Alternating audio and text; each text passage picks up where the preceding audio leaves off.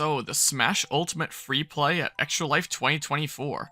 I've hosted the Fragapalooza Smash Ultimate tournaments for many years, but this is my first time hosting a Smash event at the Extra Life venue, which I think is really cool. And I do want to express a big thanks to Extra Life Edmonton for letting me throw this together. I think it was a lot of fun and really cool. The original plan was to host a tournament. That's what I was reached out to about if I had any interest in hosting that.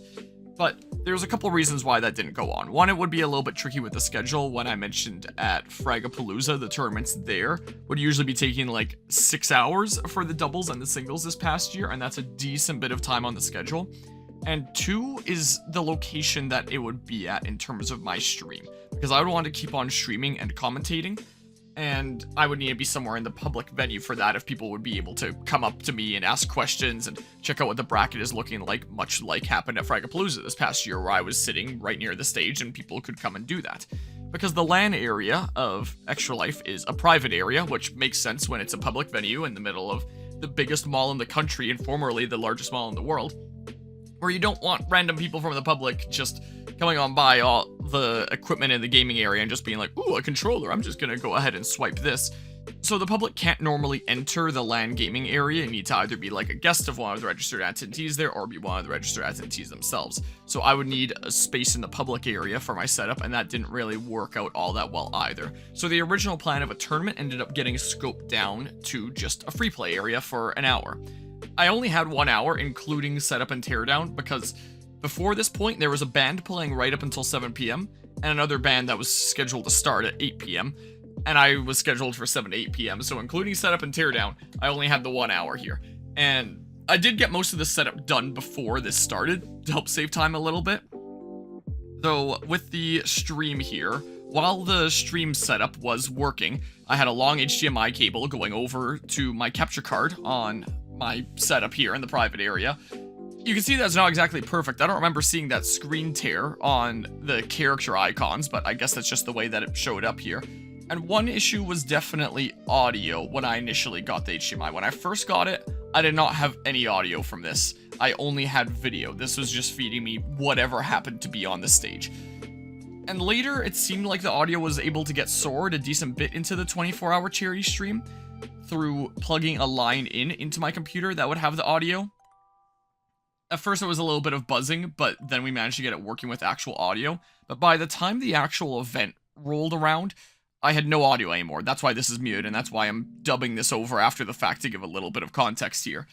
And I don't know if that's because the line in stopped working, or because I had muted the line in OBS while I was streaming earlier things, and now at this point, after the event is done, I can't exactly go back and check, and I had since removed the line in source from OBS because I didn't need it anymore, and it was distracting from my other audio sources.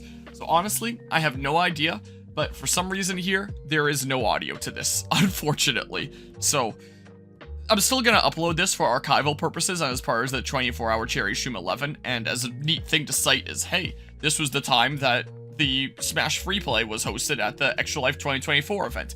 It's cool to have a record of that, but yeah, there was no audio behind it, so apologies about that, but still a piece of history of the channel here, and an interesting part of Extra Life 2024. You can see at the top left, I had a camera pointed towards the stage to be kind of like a player cam / audience cam, and the other camera at the top right was pointed towards the LAN venue just to see the continued playing of games done by all the LAN attendees over there. And unfortunately with the camera angle at the top left, it's not super easy to see those that are in front of the stage because the chairs were lined up right at the front of the stage and looking up at it. So because of the angle, it is a little bit hard to see.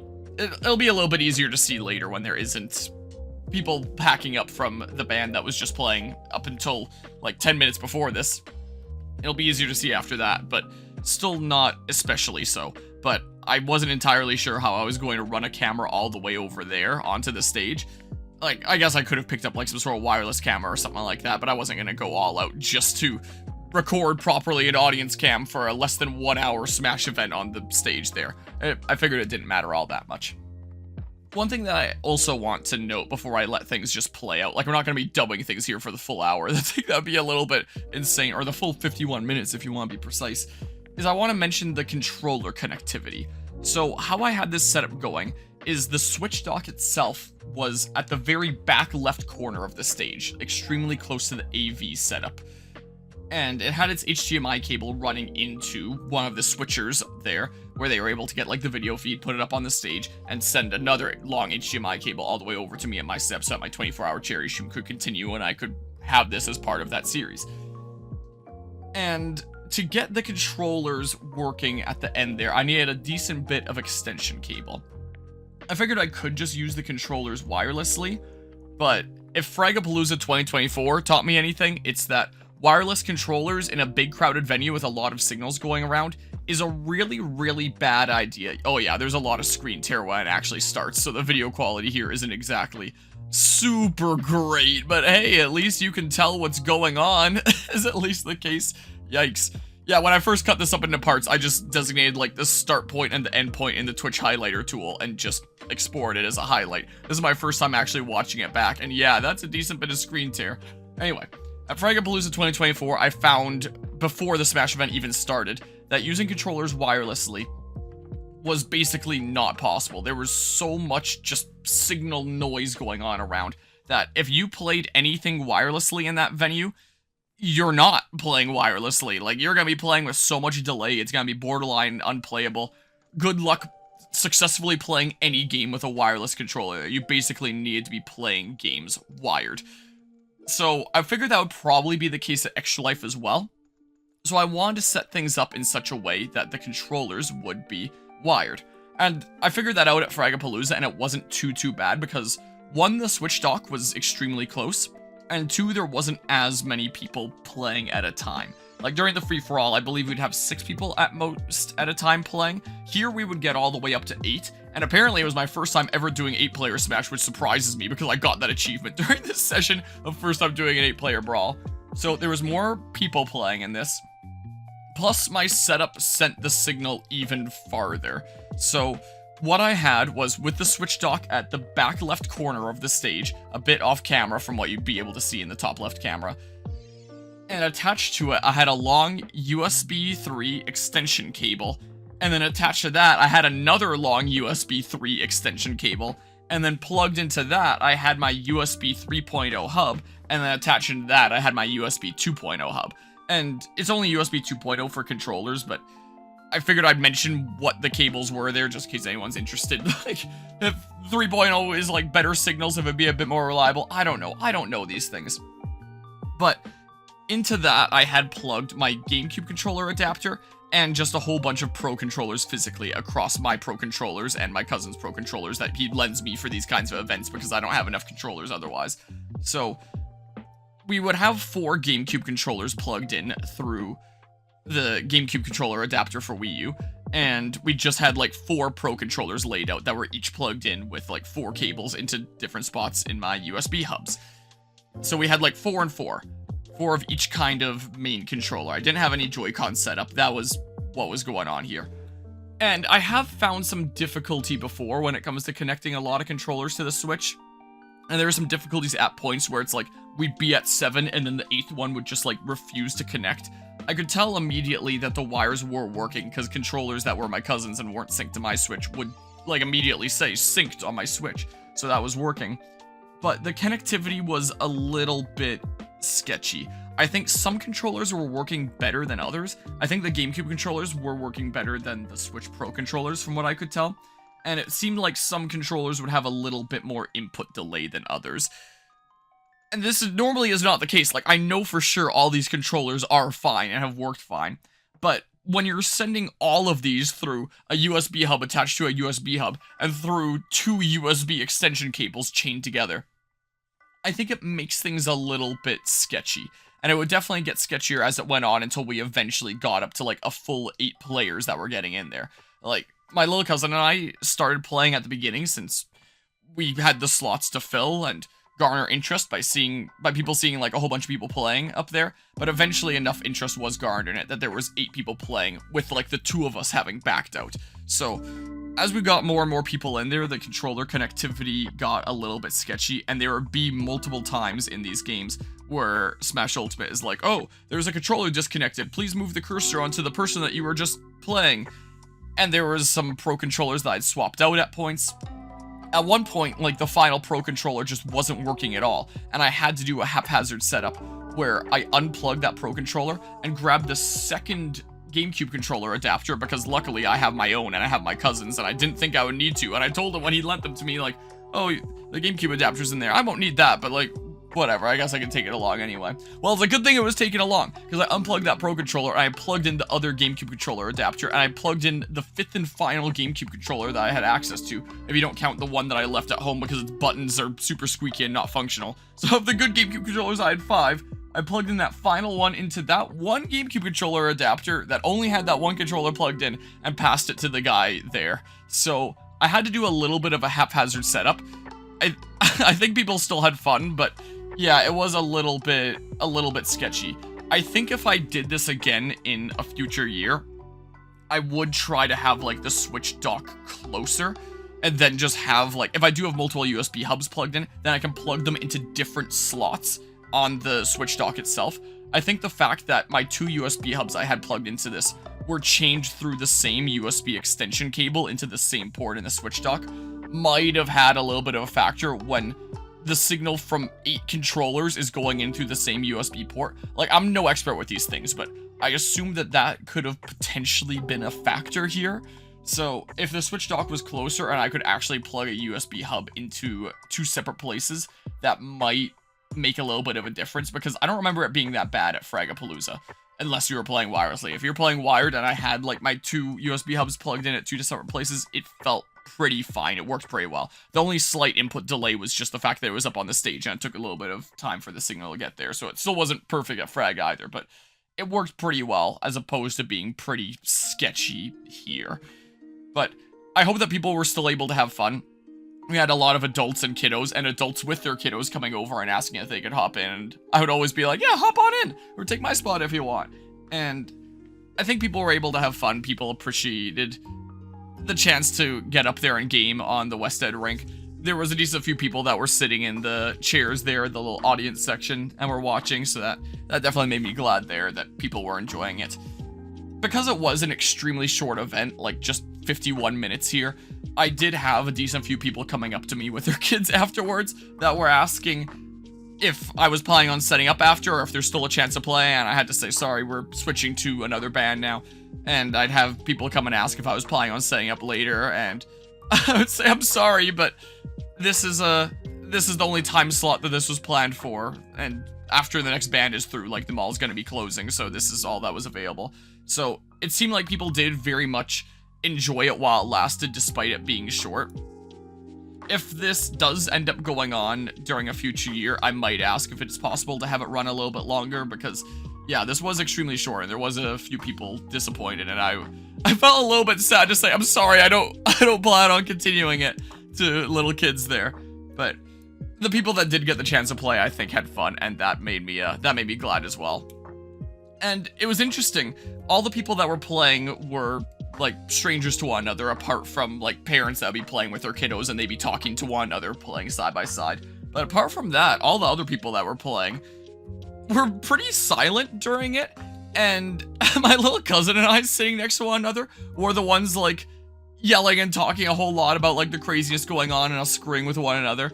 So it felt a little bit awkward when everyone around us is being quiet, and here's these 2 bozos running the event that are just, like, yelling about what's going on and messing with one another and all that. And we were definitely having a lot of fun screwing with one another. I don't play a whole lot of Smash Free-for-All. We typically play, like, more competitive formats. I mean, when my little cousin and I are playing with another cousin of mine, then it's usually 1v1v1, but for whatever reason, we like to play with items off and still handle it, like, a bit more competitively 1v1v1s in some weird way. It's what we do. It's our thing. So we're not quite used to, like, items and free-for-all mayhem. And I figure most of the people here are probably going to want to stay in the game a little bit longer, rather than being knocked out, like, super soon. So I was honestly targeting him more than I was targeting other people. I think that he was playing it more of, like, a free-for-all, but during a lot of this, my specific target was him. Because I thought that it'd be fun and, like, all the mayhem for us to be, like, fighting one another with our continued bitter rivalry as family here. So that's what I ended up doing here. I know that there was a couple where I played Ganondorf. It looks like he was playing Ganondorf in this one. I know the one where I played Ganondorf where I went to, like, Hyrule Temple. I went down to Fight Club, like, fully planning on doing techs and seeing how long I could survive in Hyrule Fight Club and not lasting very long because, again, I don't think the controller setup was really good. One day we'll probably have to have, like, a rematch in Hyrule Fight Club with, like, good connection during a family get-together and really see who can tech the most and survive because, yeah, this was not exactly the most... the most ideal situation where there's like a little bit of input delay and trouble with the controller signals with the setup there. Again, like, it worked. I'm glad that worked. It worked worse and worse as it went on, but it was working for a while. It'd be a lot nicer with sound, but I give it like a 50-50 of the sound wasn't working properly there, or like I just messed up and forgot to unmute the line in. It's one of the two. And because I wasn't at my setup, because I was in like front of the stage and just letting my stream run because I wanted to keep my own 24-hour cherry stream going, I didn't really know what it was like on my end, the stream end. I would have come back to my stream setup here and just assume like, oh yeah, I guess that went off without a hitch, things went great, and not actually know the full extent of what this was like until it was done. Look, there's our first controller disconnection, and this would just happen like more and more as it went on here. And yeah, so definitely lessons to be learned if it would go on in a future year about how to handle the controller connectivity. I wasn't going to change the entire setup when, again, this was just a 50-minute event. Wasn't going to like find some way to extend like the power and the HDMI to the AV setup and have the console a little bit closer to the front of the stage, but definitely things I will keep in mind if I do it in a future year. That would definitely be fun there.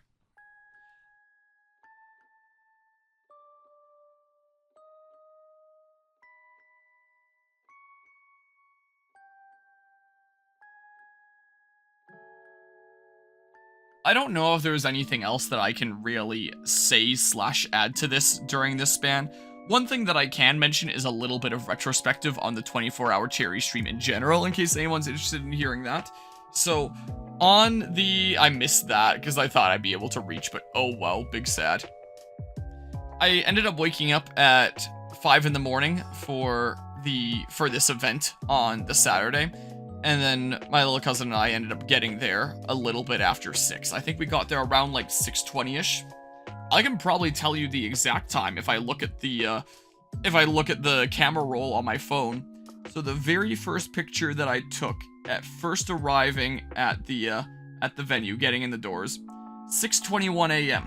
is when we arrived there. So we got there pretty early to help with setup. And we might have gotten there a little bit too early because the main person that planned out the cabling for the venue that we were planning on helping out with was John from Fragapalooza. Like, he's the main Fragapalooza guy that helps out with the Extra Life stuff. He counts as a Extra Life game day staff member or whatever it is in the Discord server. I can check right now. It's under game day staff, since that's like the main big thing that Fragapalooza contributes from him is the floor plan for how exactly the cabling is going to work, and then the Fragapalooza cabling is supplied to the venue for us to set up and get game day going. And there's oftentimes like several Fragapalooza volunteers that come and help with like the setup and teardown. So we got there early and figured that we would help with setup, and the main thing that we were needed on was cabling. And we had a look at his floor plan, and my little cousin, who has a lot more experience with like setup and teardowns of Frag, was able to understand like sort of what was going on there, but not 100%. And me looking at it, I was like, oh yeah, I don't know where to start with this. I need someone to come up and give me orders for what to do here. So we ended up waiting for him to arrive, and we set up my Switch just in tabletop mode on a table in the Fragapalooza area. And we're joking about how that was going to be like our final setup for the event. Like, that's what we are going to be playing for 24 hours is handheld Smash Ultimate. So that was a little bit fun playing that a little bit at the beginning. And then John arrived and we started setting up the cabling, and there was a lot of Stollery volunteers that were there since it's an event to help fundraise for the Stollery Children's Hospital. So the Stollery volunteers were also there to help set up cabling. So after the general setup was kind of done, and it was more about like, hey, let's lay out network cables and exactly where like the shorter extension cables are going to do. Because my little cousin has so much experience doing it, I can just refer to him by his name, RJ, because you're seeing it on screen here. So because RJ has so much experience with that, whoa, my monitor that I'm recording this on just went black for a second. I don't know what's up with that, but everything is a-okay. because he's been doing it for so long, he was asked that instead of just doing it all himself, he could teach the Stollery volunteers. So he's gone from the student to the teacher, you could say here, and was teaching like how to do like the proper cabling setup to a lot of the Stollery volunteers that were there to help set up the event. So that was kind of neat. So we got that underway. We got things set up, and I'm not that much of a networking / internet know-how kind of guy, so I don't know exactly what was missing here, but apparently there were some sort of connectors that were needed for the internet that weren't there initially. So John actually had to head out and go pick them up when that was realized. So the event started a little bit later than last year, since we didn't have internet for the longest time. So we started a little bit late. Opening ceremonies were scheduled to start at 11 a.m. and the initial floor plan with like the different rows, like you can see in the top right camera how there's different rows for all the LAN gamers, all the registered attendees. The floor plan had it scheduled that they would come in rows. So it's like this row of tables, if you're sitting there, comes in at like 8:30 to 9. Then the next row comes in at 9 to 9:30. And then 10 to 10:30, stuff like that, to kind of stagger things so you don't have people with their setups all coming in at once. But because we didn't have internet going for a while, a lot of people started showing up and sitting on the plastic chairs that you're seeing in like the top left camera, especially when there was like more chairs in that area. I think they took some out like later on in the event when there wasn't as many needed there. Or maybe I'm losing my mind. Maybe I don't know these things, but I know that people were like arriving in there with their setups and waiting for the event to start. So you just have like all these chairs and carts full of computer equipment and people waiting there. And eventually, before the internet was even going, we just started letting people in there, just like, yeah, sorry this is taking a while, you can come in now. And the opening ceremonies happened as like people were still setting up, and while there was still no internet. And eventually we started sorting out the internet. And the order in which the internet was sorted out, the Fragapalooza table got internet first, I was told. So when I started streaming, some of the other frag people were coming up to me and saying like, yeah, we have the internet sort of working for now, but right now it's only the Fragapalooza area, and that's really not a great look when we're giving ourselves internet first. But the internet wasn't super great, and it took like a decent bit of working that out until it started working stably. So the very first couple parts of this 24-hour cherry stream had really bad internet.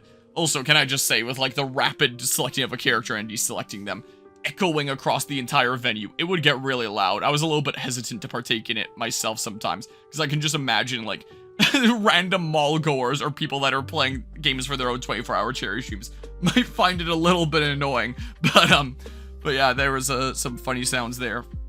So anyway, we got things underway. The internet started getting better a little bit later. It would dip in and out of how good it was. There would definitely be spans later on in the stream where it would kind of start dying again.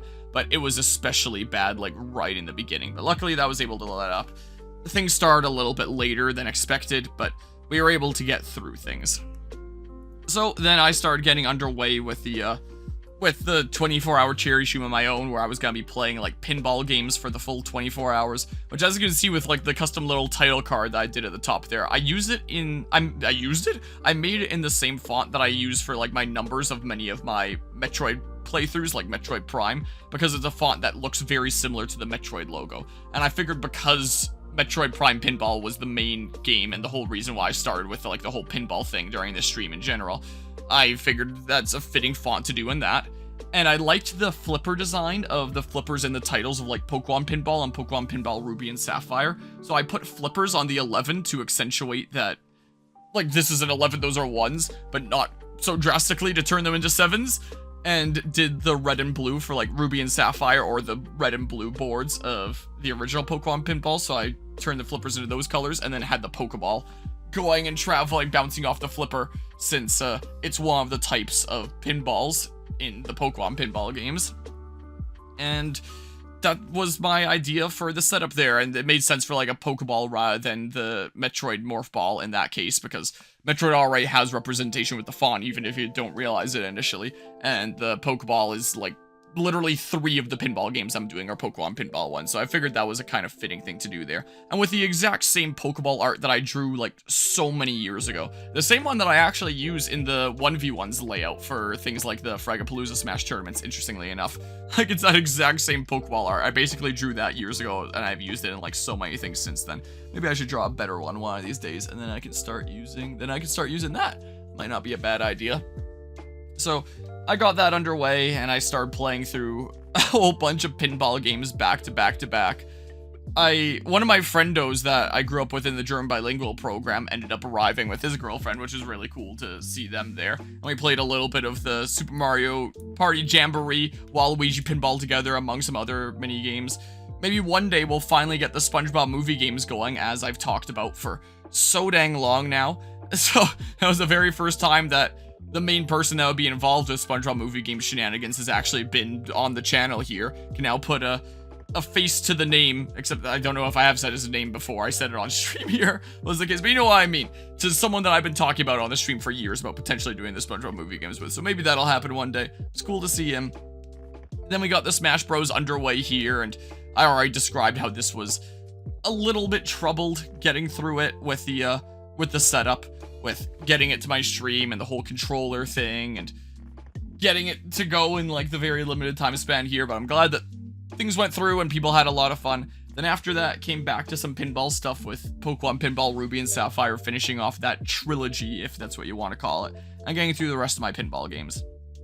But as this went on, I started to feel like really, really drained. I feel like it was Mario Pinball Land that I started to really, really feel it at. Like, with that game, I very much appreciate how they tried to Mario-ify pinball, but the format where it's like, get this specific area or fail, or you fall between the pinball paddles or bumpers or whatever they're called, and guess what, that room is just reset, like redo it again if you're not using save states. Then I found it really frustrating, and I don't think I could have gotten through that game without save states, and that's when I was starting to really feel it. Also, that's another thing that didn't have working audio at points, except for my microphone. So earlier today, it is currently the 4th of November. It's the day after this event concluded. Just a little bit ago, I actually dubbed the broken audio parts of that over as well, so I'm dubbing a couple things over here. But that was the game that I started to really, really feel it at, and just feel drained and thinking, man, I just want to get this through with. And I knew that that was going to happen at one point during this 24-hour stream, since I was going into this to play 24 hours of pinball games. But I was hoping that I would be able to get through my main scheduled games that would end in Metroid Prime Pinball. Also, the air dodge read. Get wrecked, RJ! But I was hoping that I'd be able to get through, like, my main games before I'd start to feel it, but I was definitely starting to feel it at Mario Pinball Land, I can say that for sure. When I played Metroid Prime Pinball, I feel like it was a little bit better. I definitely enjoyed that game a lot more, but I was definitely really feeling it by then. And once I completed that, I ended up playing Full Tilt Pinball as like one of my bonus pinball games that I had a little bit of fun with, but I did not know what the heck time was anymore. I set out in my original plan that if something didn't have a win condition, I would try to play it for at least half an hour, and that would definitely be the case of like the different boards of Full Tilt Pinball. I figured I'd be playing each of those for a decent while. The shortest one was the middle board, Skullduggery. The runtime for that video is 11 minutes and 51 seconds. I thought I'd been playing that for like 20 to 25 minutes by that point. Like, I was just completely losing a sense of time. Like, my brain was getting completely destroyed. I really should have paid attention to, like, the actual start time in terms of, like, local time there, and measure that against, is this a good stopping point? Oh, I guess not yet. Oh, here's the one where we have Hyrule Fight Club, so I did a whole lot of waiting down below, wanting RJ to come down there and fight me in Hyrule Fight Club. I managed to tech the first thing that, that was a tech situation, but not very many of the others. But yeah, I completely started losing sense of time, and then started playing through some of the other Mario Party stuff that I had queued up. I had the Pinball Fall minigame from Mario Party 5 that I wanted to play specifically. So, after doing a 5-part series of one board with Guzma and my pal Finn at Fragapalooza 2023, here's randomly out of nowhere a part 6 of that playthrough. I'm really sad I didn't make that upbeat, by the way. Hopefully this dub is synced up to where I think it's synced up, or else that's gonna be a little bit embarrassing when I just talk about something that happened a little bit in the future or a little bit in the past, but if so, whatever. Anyway, did that 5-part series of Mario Party 5 in Fragapalooza 2023. Well, here's randomly part 6 of my Mario Party 5 series of playing that specific minigame for this event. Isn't that funny? And then doing Mario Party DS, where I just ended up playing against computers because my little cousin, he was definitely really tired at that point, and I can't blame him. We had been there since 6 in the morning and been up since 5 in the morning and been doing a lot of stuff there. So it was definitely starting to really drag on at that point. And he had put himself through a lot too by playing almost completely Elden Ring throughout the event and setting out with the All Remembrances challenge, which eventually had to be like, yep, this is not happening here. Let's scope it down to just main game remembrances, and maybe even that is a little bit sketchy. And I completely don't blame him. Like, we were each undergoing our own challenges there, and I thought that my challenge might not happen either, because I was starting to get, like, really, really tired, like I mentioned with, like, my brain being fried. But yeah, he needed to take a little bit of a rest, so I was going to be playing Mario Party DS on my own, which I had done a playthrough of just a couple weeks ago in preparation for this event, because I wanted to play some pinball adjacent things, and I figured some things that were pinball themed but not actually pinball would be like a nice break for my mental state and make me start feeling a little bit better. So I wanted to do Bowser's Pinball Machine of Mario Party DS, so I did like the full story mode playthrough of Mario Party DS a little while back. Unfortunate time for a controller to get disconnected is right when I get hit by a Final Smash and tech it. So it's funny how that works out. Again, I hope that this dub is, like, synced up. I'm just slapping this in after I'm through with this. Maybe I will be talking for a full 51 minutes if I'm giving, like, the full retrospective at this point. So I had Bowser's Pinball Machine queued up. I figured I would play it in multiplayer if I could, if he was willing to hop into it with me, or my friendo from Dream Bilingual arrived at a different time and wanted to hop into it, wanted to hop into something for a decent while. But it worked out in such a way that I'd be playing on my own. I did have it set up to play in multiplayer. I tried for a decent while to get LAN gaming to work. I remember when I had my Final Smash geared up. My little cousin was like, hey, let's talk about this. I remember that being funny. But I couldn't get LAN gaming to work on Melon DS for the life of me. I could get my two computers to connect here at home in like a test format, but I couldn't get the game to actually start. I would start DS download play and then it'd be like a communication error has been encountered. But I did get multiplayer to work in just 2 different DS instances of Melon DS being run on the same computer. But because of the touchscreen minigames that you can't disable, you would need like multiple mice, because you would literally need to use like a mouse clicking and dragging across the touchscreen to emulate the touchscreen. So I did actually get set up a software that would allow me to plug multiple mice into my PC and get both those mouse inputs going at once. So I had that at the ready, but it was never used. Ended up playing just duos with computers in these 2v2s. And hey, I played through Bowser's Pinball Machine like I set out to, got another pinball themed thing done, and then after that all my side things that weren't pinball were done. I had my final bonus mini game in mind to play, which was Odama, which was a 2006 GameCube game that wasn't developed by Nintendo, but was published by Nintendo, interestingly enough. I think it was, if I recall, it might be the last Nintendo published game for the GameCube, because the Wii was coming out like pretty shortly after that. And this is a game where you had to knock a pinball around a battlefield, trying to take out your enemies in key locations while keeping your own troops alive, and using the GameCube microphone to order your troops around. Like, I don't know why that game got greenlit. It was one of the things that I just encountered when I was going down the pinball rabbit hole, and I was like, holy crap, this is a thing that exists, I gotta play it. That sounds so funny. Like, it sounds like it'd be a really funny thing to watch, but maybe not a fun thing for me, myself, to be playing. Like, might not be fun for the person playing it to play, but really funny for everyone watching them play. And Odama is apparently, like, a pretty decently length game. I figured there was no way I was beating it at the event, so with the idea of my actual Nintendo developed / Nintendo IP using pinball games that I would cover, and like my 2 bonus games I had in mind, a Full Tilt Pinball and Odama, and like my pinball adjacent things of Mario Party related things, that with the runtime of Odama, that I would just play it up until the event was finished, because there was no way with how long it is according to how long to beat that I would actually beat it at the event. So that could just be like my game that lasts until the event is over. But oh my god, if I was already feeling it during Mario Pinball Land, and the stress of Mario not going where I want, then you can imagine that the pinball strategy voice recognition video game was starting to make me really feel it at that point. So I made like 2 parts worth with like walking around and needing to take like a little bit of a break and try to wake myself up a little bit more in between those 2 parts. By the end of that second one, like, I just could not play that game anymore for the life of me. I had to change my plans. Like, I was going to involuntarily pass out if I continued at that point. And I was genuinely concerned about me being able to get through this 24-hour cherry stream at all.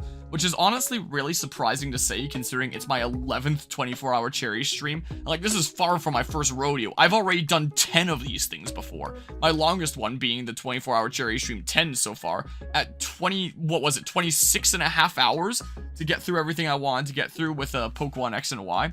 So I have done these, like, pretty decently long. Was it 25 and a half hours or 26 and a half hours? Let me double check right here. Real quick. It was... yeah, 25 and a half. I'm losing my mind with the 26 and a half here. I had it in mind that, like, 25 was, like, the standard, and it was 1.5 over the standard, but 24 is the standard. That's a full day. Just goes to show, like, how much my brain is fried here even one day after this event. But yeah, 25 and a half hours is like my current record. And it was definitely a mental struggle to get through that. But I was feeling it so much more than that towards the end of this event, let me tell you. And I think that's in combination because of a combination of a few things.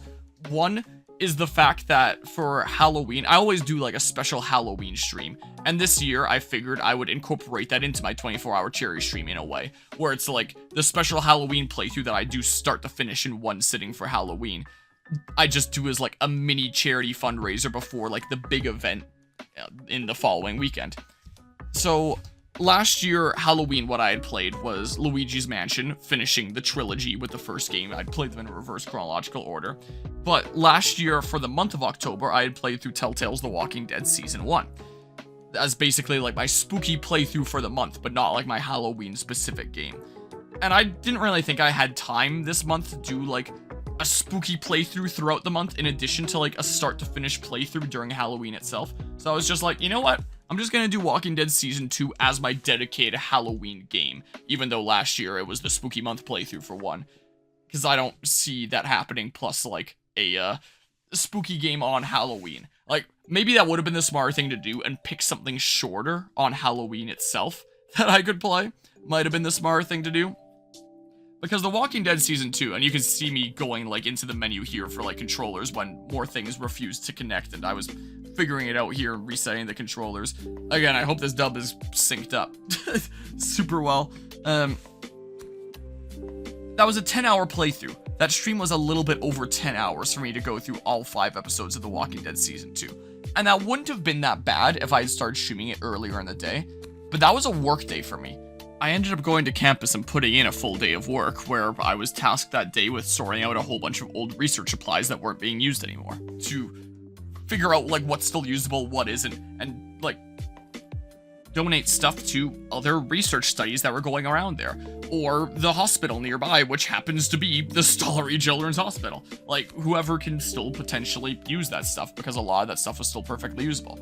So I spent that day sorting through a whole bunch of different study tools and vials and all sorts of stuff that I'm not all that intimately familiar with myself, but hey, I can follow the orders that I'm asked to do, all while dressed up in my Luigi cosplay, and a couple times venturing around campus with like my full Luigi cosplay and my Ghostbusters Proton Pack, and some people thinking that it was awesome and other people being like, Ghostbusters Luigi, what? How does that make sense? And clearly not knowing what Luigi does in his games, but a lot of people thought that it was really awesome. So I had like a full day on campus of doing work, and hopefully putting some smiles on people's faces around the hospital and around campus. And so I only got home like pretty decently late in the day, and I spent a little bit of time handing out like Halloween candy to the early trick-or-treaters, and then I got geared up to do my mini charity stream, my Halloween stream, before the actual dedicated 24-hour cherry stream that weekend. And I started streaming pretty late, and it ended at 5 in the morning. I was like, huh, it's 5 the morning of this day, and I need to be up and at West Edmonton Mall like 6 a.m. the following day. So what my strategy was to purposefully set my alarm so that I wouldn't get a full sleep. So I would purposefully make myself tired that next day, so I would want to go to bed early. And that part did actually work. So I went to bed at like 5 a.m., a little bit after 5 a.m., and I set my alarm for 10 a.m. And so I got like maybe a little bit under 5 hours of sleep. So I had enough energy to do things that day for a little bit, but I was going to be like pretty sleepy pretty early and a little bit sleepy throughout the day. So I spent that day, the Friday before this event, November 1st, just packing up everything I needed into the car, packing up stuff with my cousin along with his stuff into the car, using our mad Tetris skills that we've amassed from years of Fragapalooza and other LAN events. Like, it was not at all a challenge to get everything into the car, despite having like 2 people's worth of stuff, including like our full chairs that we bring to the event. Like, we're very used to it at this point. And we spent some time grocery shopping, like just picking up like what are going to be some good snacks to bring along to this event. I'm getting completely stocked up. And I went to bed like 7:30 that night, and then waking up at 5 a.m. I had a decent bit of energy. I never actually fell asleep. I feel like whenever I have like big events coming up, or whenever I had like a big test coming up for school, I would never actually be able to sleep. So just throughout the night, I was in like one of those half awake, half asleep states throughout the entire night. But I did feel like pretty decently rested, and I was at the ready to head out to the venue. But with this being what I feel like was the hardest 24-hour cherry stream for me, I feel like it's in combination of that, what that did to my sleep, so blame the Halloween stream before that point, along with playing 24 hours of pinball games, along with getting there like 5 hours before the event actually started to help set up the physical venue here. Like, this would have been a lot easier on me if it was just like one of my 24-hour cherry streams that I do at home, where it's like, wake up an hour before the event starts, get some breakfast, start getting things together, start streaming, and then after I'm done streaming, I'll do like a very slight bit of work in post if I feel like I have a bit of time to do that, if I'm awake enough to do that, and then 1 hour after the stream is done, I usually go to bed. So I'm usually awake for 26 hours during those events, or 25 if I'm like really, really sleepy and then I just want to end stream and go like right to bed. Like, sometimes that'll happen, but usually I'm awake for like 1 more hour and then I go to sleep. But this requires a lot more hours of being awake because of getting there early and helping with the setup and all that. So while I was a little bit used to that from last year with the 24-hour cherry stream 9, the first time that I was at a physical Extra Life venue, I wasn't doing 24 hours of pinball games though last year. I was playing Metal Gear Solid 2 for most of the event, which actually really engaged me during it because I thought that the story was really cool and I was kind of getting like pretty invested in it. I needed to see it through. But at this point, here I was at the end playing this stupid pinball voice recognition tactics game that I'm dealing with like the same BS that I have been throughout all these other pinball games, but it feels like amplified at this point because of how much I've been doing it and just how insane this game was. And I just couldn't take it anymore. So a couple times I had to just like stand up, walk around, get myself moving. I was chatting with Maverick a couple times about Xenoblade Chronicles of all things when I found him doing like the same thing, needing to do like laps around the rink, and came back and played Odama a little bit after that. But after the second time walking around, just like very slowly walking around the rink doing these laps here, I started to not even be able to like walk straight. My eyes were drooping. I'm starting to swerve a little bit to the sides. And I was like, my goodness, if I don't get a little bit of rest here, I am not making it through to the end of this event. And I did not want the 11th 24-hour cherry stream to be the one that I fail. Like, how embarrassing would that be? I've done them 10 times before this point, but during the 11th one I fail, like, you would think that I'd be used to them at that point. So I knew that if I kept going as is, I would just like pass out in the middle of stream, and that would not be great. Like, I was starting to fade there. So I made the difficult decision, and rather than ending stream and saying that I failed, I actually decided to take a little bit of a power nap. So I got comfortable in my chair, I put my blanket over my legs, I put my legs up on one of the venue chairs that was there that John was using earlier on his laptop, sorting out all the networking stuff, all the interweb stuff, since that's like what's right next to my setup there. I just napped, and would wake up when I'd wake up, and I figured it wouldn't be a long time. Like, it's not like I'd be able to get like a deep throw sleep at an event like that. And almost exactly 1 hour later, I got up, I kept on streaming. I was like, I'm not doing Odama anymore. I cannot for the life of me, but I'm here to like be streaming and be live until this event properly ends. And I remembered that Mythic had apparently taken on my challenge earlier in the stream of making a pinball machine on the channel Minecraft server. So I ended up going to, hey, there's the played an 8-player Smash for the first time. At least at this point that I'm seeing it in the video. If this audio is like shifted a little bit compared to the video, then that'll be a little bit off. But again, I was like really stunned that was my first time ever playing 8-player Smash, but apparently it was, and I can say it was an Extra Life 2024 that I did that. Anyway, so I figured, hey, let's hop onto the Minecraft server. That makes sense to me. So I ended up hopping on, and I'm at a point in the story of my Minecraft series where myself, my character is stuck in the nether, and I didn't really want to temporarily take myself out and have to bring myself back in and find where I was at again, just for the sake of checking out this pinball machine. So I logged onto my alternate account that I usually use just as like a secondary camera for like time lapses and stuff like that in my Minecraft series. So anyone that watches that part when I first log on gets to see maybe a little bit of a sneak preview of stuff that may have been going on in the nether since the end of season 1 of that series. So a little bit of a look ahead at what might be going on there, but that's neither here nor there. Totally not spoilerinos. Navigator of the Nether, I can teleport that account back to my main one when the time comes to use it as a camera again.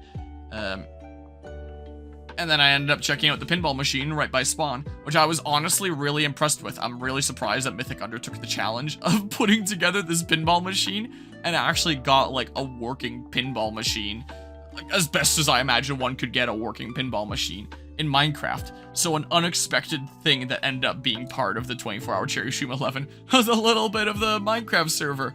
It'll be the first time in quite a while that Minecraft content gets added to the Minecraft playlist of the channel that isn't part of my Peculiar Potions series, like my main playthrough that I'm doing.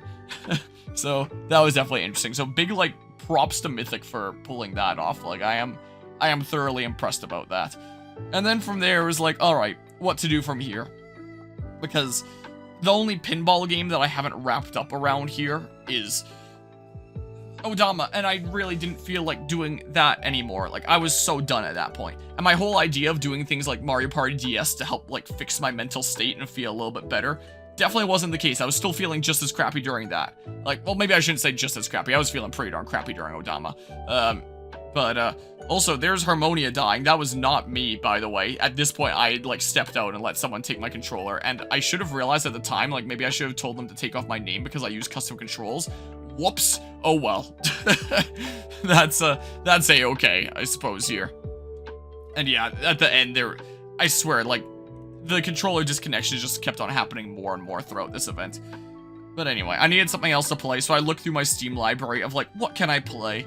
And I remember I used to stream, like, a lot of Dead by Daylight back when. I have not done that for many years. And on a whim, I was like, screw it, let's play Dead by Daylight. Playing Killer in that can oftentimes engage me and be, like, a fun thing of me against 4 other people. And there's literally a killer in that I call the Pinball Killer anyway, the Blight, because his whole power is he rushes, he bounces his face into an object or, like, a wall or something like that, and then you can choose another direction and rush that way, and bounce your face off of that, and then turn another way and rush that way. So you basically pinball around, bouncing all over the place like a pinball. So I was like, oh, this is loosely connected here. Let's play the Pinball Killer. So I did that, and I played one game of Nemesis for, like, funny zombie RNG. And then I played one map of OpenRCT 2, of a map from Roller Coaster Tycoon 1, because oftentimes I'm doing that game here and there at, like, special events just randomly when I feel like playing. At the end of this game, we had so many controllers disconnecting, and I remember at the very end of this game, it was basically, like, victory by default for the one person whose controller was still working. So we ended things, like, right at the time that everything broke anyway. So I did one map of that, I did Bumbly Beach, and I didn't have enough time to start another one. So with half an hour left, I was like, you know, let's take the suggestion of doing a pinball tier list. So I ended up going through, like, all the pinball games that I had played up until that point and ranked them on a tier list by what I felt there. And then during that, I had passed the 24-hour mark. It was done. I could say, hey, I've completed another 24-hour Cherry stream. Everyone was packing up at that point. It wasn't very long after I ended stream that, like, the internet was completely pulled for people to get the memo of, like, yep, pack up and go home. It's about that time. So I did do it just about until the end.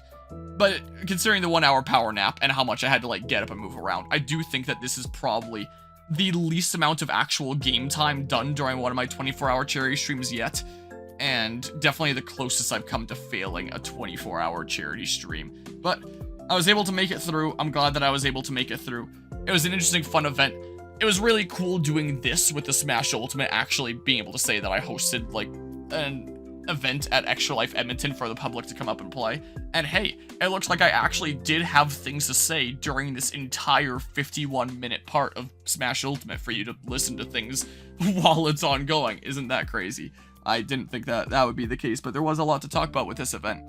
And then I got home around noon, and then I slept until about 9 p.m. Then I was up for about an hour, then I went to bed again, and then I woke up at about 11 a.m. today, November 4th. So I was sleeping for like a full solid day, and I hadn't eaten for like a full day. I didn't even partake in the pancake breakfast there at the venue because I felt like I was gonna puke if I did. And I still have a little bit of a headache now, but I made it through. I did it. I really greatly appreciate everybody that tuned into this 24-hour charity stream 11. I do really hope that you were able to have fun with this stream, despite, like, how little time was actually in-game time compared to previous 24-hour charity streams. I appreciate your patience putting up with me through this struggle, and I greatly appreciate everybody that donated to the Starlight Children's Hospital during this event. I do greatly appreciate it. Hopefully, I don't make the same mistakes at next year's Extra Life event, and I'll be feeling a lot more at the ready to get through the full 24 hours. But with that, I appreciate you tuning in and listening to my commentary here. And until next time, take care and see ya.